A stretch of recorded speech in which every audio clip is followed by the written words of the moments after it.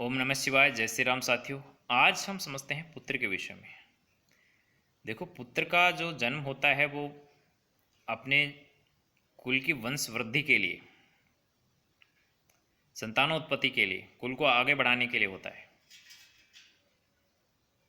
अब आजकल के पुत्र इसके विपरीत कार्य कर रहे हैं। संतानोत्पत्ति तो कर रहे हैं, लेकिन सारे सामाजिक और धार्मिक नीति नियमों को ताक पे रखकर, अवॉइड करके। अब आप किसी अदर समाज के अंदर शादी करके अपने समाज की, मतलब अपने वंश की वृद्धि कैसे कर पाओगे? यानी कि जो फिर पैदा होगा वो उस कौन से वंश का होगा, उसको क्या नाम दोगे? आजकल के युवा इतना भ्रमित है कि उसको मतलब खुद की कुछ समझ ही नहीं है।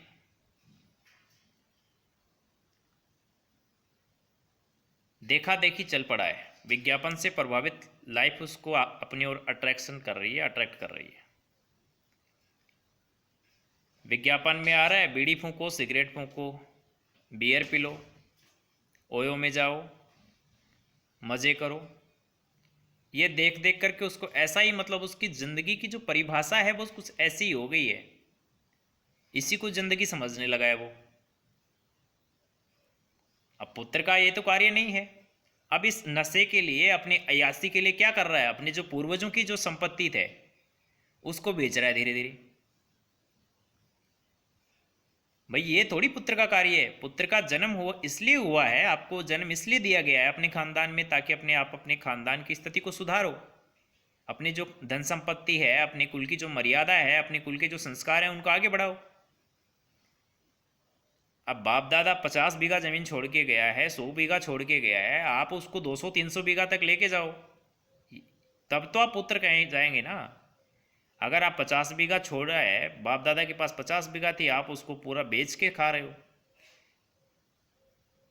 ये 30 बाय 30 के खोले में जाके फिर जा रहे हो। तो ये करना पुत्र का कार्य नहीं है। इसलिए पुत्र हो तो पुत्र की भूमिका निभाओ, पुत्र की जिम्मेदारी निभाओ। देखो, किसी को क्या फर्क पड़ेगा? आप नशा करोगे, आप बदमाशी में उतरोगे, बदमाशी के गाने गाओगे, बदमाशी करोगे गाने सुन सुन के, तो जेल किसको होगी? जेल आप ही को होगी। परिवार किसका दुखी होगा? आप ही को होगा। आपके माता पिता दुखी होंगे, आपके भाई बहनों की ज़िंदगी खराब होगी। किसी को फर्क नहीं पड़ने वाला। इसलिए किसी की देखा देखी करने की आवश्यकता नहीं है। अरे इन फर्जी समाज सेवकों से भी दूर रहो, आपकी बलि लग जाएगी मेरे भाई।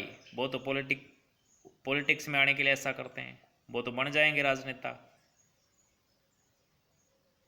और तुम्हें कौन से नेतागिरी करनी है भाई? अपने परिवार का आगे बढ़ाओ, अपनी बलि नहीं लग जाए इसका ध्यान रखो। दो काम कर लो बस, अपनी ज़मीन बचा लो एक। किसी भी हाल में ये सोच के रखो कि चाहे एक टाइम भूखा रहना पड़े तो रहूँगा, लेकिन अपनी ज़मीन नहीं बेचूंगा अपने पूर्वजों की। भाई तुम ज़्यादा खरीद भी नहीं सकते, उसको बढ़ा भी नहीं सकते, तो जो है ना पूर्वजों ने जो छोड़ी है उसको तो कम से कम छोड़ो आप आने वाली पीढ़ी के लिए। कसम खा लो कि अपनी ज़मीन तो बेचेंगे ही नहीं साहब। तब कहीं जाकर के तुम समय के साथ चल पाओगे, वरना तुम बहुत पीछे रह जाओगे।